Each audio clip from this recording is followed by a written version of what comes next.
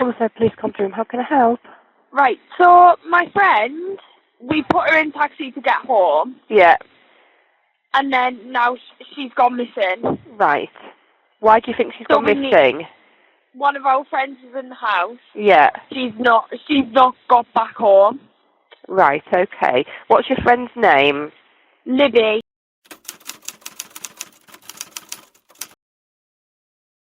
The cold January night of 2019 in the English city of Hull gave no hint of anything anomalous. The student town lived at its usual rhythm. Pubs were overflowing with young people. Laughter echoed from every corner, and the damp Yorkshire air chilled to the bone. 21-year-old Libby Squire, a philosophy student, was the life of the party. That evening, she was celebrating with friends at the local Welly nightclub. However, fate decreed that this very night would become the starting point of one of the most complex criminal dramas in modern Britain. Around 11 p.m., club security noticed that Libby had had too much to drink. The girl could barely stand on her feet, and according to the venue's rules, she was asked to leave. Her friends, caring for her, called a taxi, paid for the ride, and made sure she got into the car. It seemed that safety was guaranteed, but Libby, in a state of severe intoxication and disorientation, somehow did not make it to her front door. She got out of the taxi near her home on Wellesley Avenue, but instead of going inside, she remained on the street. The temperature dropped nearly to freezing. CCTV cameras installed on private houses captured the first disturbing frames. A young girl in a light dress and a black coat wandering the sidewalk. She falls, gets up, and sits back down on the cold ground. Her movements were chaotic. At 12:05 a.m., she sat down on a bench near a bus stop on Beverly Road. This very bench would become a key location in the investigation. On the video, cars can be seen driving by, and people pass by without paying attention to the lonely girl. One stopped until one driver did. A silver Vauxhall Astra slowed down and came to a halt near the stop. A man stepped out of the car. In the grainy footage of the night recording, it is impossible to make out his face, but the interaction is visible. He approaches Libby and says something. She, seeking help or simply unaware of the danger, gets into his vehicle. At 12:11 a.m., the car disappears from the camera's view. At that moment, Libby Squire's life effectively ended, and for the Humberside police, a countdown began that would stretch into long weeks of uncertainty. The next morning, when Libby failed to show up for lectures and did not answer her mother's calls, her friends raised the alarm. Libby was a responsible girl. She never disappeared without warning. Libby's parents, Lisa and Russell Squire, immediately felt that a catastrophe had occurred. The police initially considered the version that the girl might simply be sleeping off the alcohol somewhere or had suffered hypothermia and collapsed in the bush. Hundreds of volunteers, students, and local residents went out to search. They combed every park, every yard, and looked into trash bins. But the city remained silent. Detective from the Major Crime Unit understood. If a person vanishes without a trace in the center of a city, bristling with cameras, it means they either left on their own or someone took them. A titanic effort with digital data began. Police seized recordings from over 500 surveillance cameras within a radius of several kilometers. These were terabytes of video, smart city, urban cameras, cameras at gas stations, ATMs, and even Ring doorbell cameras. Investigators had to review thousands of hours of footage in fast-forward mode. searching for that same silver car, Dot. It was a search for a needle in a haystack. On every other camera in Britain at night, every other silver car looks the same. But analysts noticed something that the average eye would have missed. The car that took Libby had a small defect. The right side bulb of the rear license plate light was out, while the left one was excessively bright. Furthermore, on the rear right passenger window, there was a barely noticeable white spot, a sticker. These two minor details became the digital signature of the killer. While Libby's parents appeared on television pleading with the abductor to return their daughter, detectives were reconstructing the route of the Vauxhall Astra, step by step. The car did not head toward Libby's home. It drove toward the river and the abandoned Oak Road Park. Cameras captured the car entering the park area at 12:15 a.m. and leaving only half an hour later. What happened during those 20 to 30 minutes in the darkness of the deserted park? The answer to this question was hidden in the deep and frigid waters of the River Humber.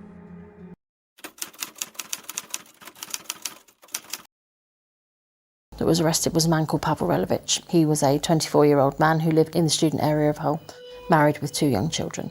He denied all knowledge, said he didn't know where Libby was, never seen her, hadn't picked her up.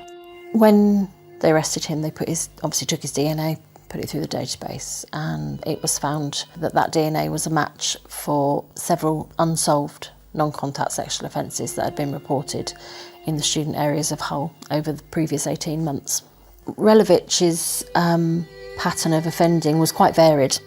He would commit voyeurism. I think then he committed a household burglary. He then would expose himself in the streets. He was found masturbating in the streets. He also committed household burglaries with a sexual motivation. So in one particular burglary, he stole underwear, sex toys and photographs of the girls that were living there. It wasn't, constant voyeurism. He did different things, but they were all, the majority of them had a sexual motivation behind them. As the initial days of the search for Libby Squire yielded no results, the atmosphere at the Humberside Police Headquarters grew thick with tension. In missing person cases, the first 48 hours are critical. If a person is not found within this window, the chances of seeing them alive drop precipitously. Detectives understood they were dealing with more than just an unfortunate accident. Something much darker was at play. The key to the mystery lay within a metal box, a silver Vauxhall Astra captured on camera. But how do you find one specific car in a city where thousands of them roam? Digital forensics analysts performed a feat of sheer endurance. They manually traced the vehicle's path from the moment it encountered Libby at 12:11 a.m. until its return to a residential neighborhood. Using the automatic number plate recognition (INPR) network, they attempted to catch a license plate, but in many areas the cameras were too old or positioned at poor angles. However, by cross-referencing footage from private residential cameras and gas stations, investigators calculated a precise time window. They observed that the car with a distinctive faulty license plate light reappeared on the city streets at 12:45 a.m. After leaving Oak Road Park, it moved with confidence. The driver clearly knew the way. At 1 a.m., a camera at a local gas station captured the vehicle in high definition. The driver stepped out to buy a bottle of water. This was the first time detectives saw his face. The man appeared calm, almost relaxed. He wore dark trousers and a jacket. He didn't look like a monster from a horror film. He was an ordinary young man. A cross-check of the license plate through the central database returned the name Pawel Relowicz. a 24-year-old Polish national, married, a father of two, and an employee at a local meat processing plant. His background appeared clean. No serious prior convictions in the UK. On February 6th, 6 days after Libby's disappearance, the police decided to act. A tactical unit arrived at Relowicz's home on Rugby Street. When detectives knocked on the door, Pawel met them with slight surprise but no panic. He agreed to go to the station for a voluntary interview. At that moment, he was detained on suspicion of abduction. During the initial interrogation, Relowicz behaved like a polite and concerned individual. He did not deny seeing Libby. His version of events was surprisingly simple, even noble. "I saw that she was crying and cold," he said through an interpreter. "I just wanted to help. I asked if she was okay, and she got into the car. We drove a little bit. She calmed down, and I dropped her off on a nearby street because she said she could walk the rest of the way." Relowicz looked the detectives in the eye and even expressed sympathy for the girl's parents. He claimed that after dropping Libby off, he simply drove home to sleep because he had a shift starting in the morning. It was a perfect lie, a half-truth that is difficult to disprove without a body or direct evidence of violence. However, detectives noticed jarring inconsistencies. When Relowicz was asked about Oak Road Park, he began to falter. Initially, he denied being there at all, but when shown the CCTV footage clearly capturing his entry and exit, he changed his story. Now he claimed he was just driving around to relieve stress after an argument with his wife. His demeanor began to shift. His calm was replaced by a slight irritability. The police obtained a warrant to search his vehicle and his home.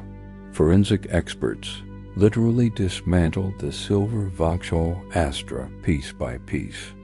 They used luminol to search for traces of blood, but the car was surprisingly too clean for February weather in England. It was obvious it had been meticulously scrubbed. Yet the killer made a fatal mistake. Under the rear seat, in a deep crevice where a vacuum could not reach, experts found a single, tiny silver earring. It was the earring Libby had worn that fateful night. Furthermore, microscopic traces of Libby's DNA were discovered on the rear seat. While Relowicz sat in a holding cell, detectives began to dig deeper into his life. They decided to review not only the night of Libby's disappearance, but the preceding several months. They returned to the CCTV archives around his home and the places he frequented. What they saw on those recordings made even seasoned officers shudder. The cameras, which usually document the mundane life of the city, had documented the transformation of an ordinary man into a true predator. It turned out that for the past year, Pawel Relowicz had been leading a double life. By day, he was an exemplary family man and factory worker. By night, he transformed into a nocturnal hunter. Cameras captured him dozens of times in various districts of Hull. He stood for hours under the windows of student dormitories, peeping at girls as they changed clothes, and even trespassed into private gardens to steal women's underwear from laundry lines. This was the classic path of a serial sexual offender, from petty fetishism to overt assault. Libby Squire was not a random victim in his mind. She was a target he had stalked while she was intoxicated. Viewing her as easy prey. By the end of the second chapter, the police had a suspect, his DNA in the car, and video evidence of his morbid compulsions. but they still lacked the most important thing, the answer to where Libby was. Relowicz remained silent, playing a game of no comment with justice. The city stood still in anticipation, while the river Humber, flowing nearby, kept its icy secret under a blanket of fog.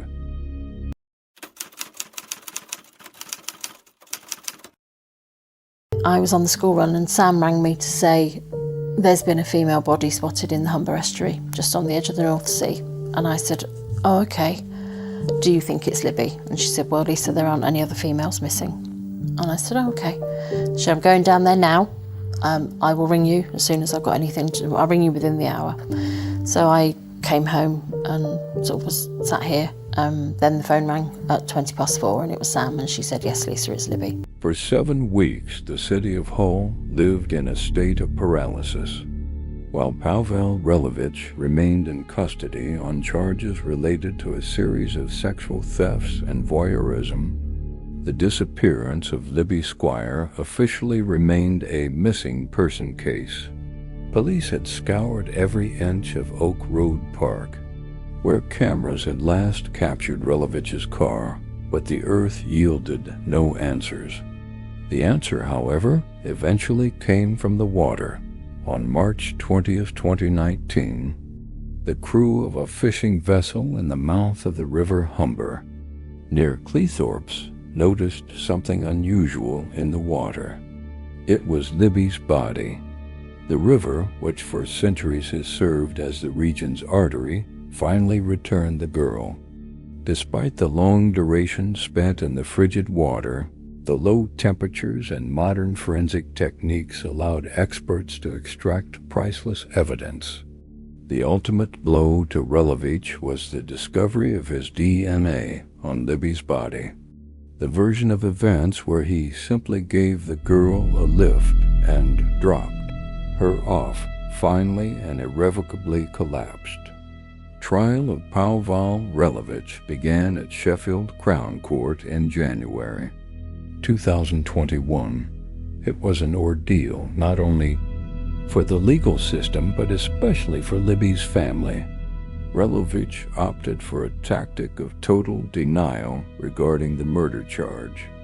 His defense attempted to convince the jury that the DNA could have been transferred to Libby through accidental contact and that her death in the river was either an unfortunate accident or suicide triggered by intoxication. However, Prosecutor Richard Wright systematically dismantled this line of defense. He presented the jury with a digital map of the crime. Once again, surveillance cameras became the primary witnesses. The prosecution demonstrated how Relowicz had spent months stalking women and how he was literally hunting that night, circling through student residential areas. It was proven that he lured Libby into his car, drove her to a remote section of Oak Road Park where he raped her, and then, to conceal the crime, threw the girl, potentially still alive but unconscious, into the freezing waters of the River Hull, which flows into the Humber. The most emotional moment of the trial was the impact statement from Libby's mother, Libby Squire. She looked directly at Relowicz while he sat behind the glass partition with a vacant stare. She described Libby as a bright, life-filled girl whose future was stolen by a cowardly predator. The jury required less than 9 hours of deliberation to deliver their verdict. Guilty, Pawel Relowicz was sentenced to life imprisonment with a minimum term of 27 years. The judge noted that Relowicz was a manipulative and dangerous individual who used his ordinary appearance to mask a deep-seated propensity for violence. The Libby Squire case changed Britain. It sparked a massive wave of discussion regarding women's safety at night and the importance of taking minor sexual offenses, such as voyeurism, seriously, as they are often a prelude to murder. The Humberside police received commendations for their work with digital evidence, and the method of tracking the silver blur on video is now taught to aspiring detectives as a prime example of perfect analytical work. Today, on that very bench on Beverly Road where Libby was last seen alive, there are always flowers. This spot has become a symbol not only of tragedy, but of the memory of a girl whose death forced society to open its eyes to the monsters that can hide behind the face of an ordinary neighbor. Libby returned home, and her killer will spend the best years of his life within prison walls, knowing that the city's digital eyes saw every second of his actions on that fatal night.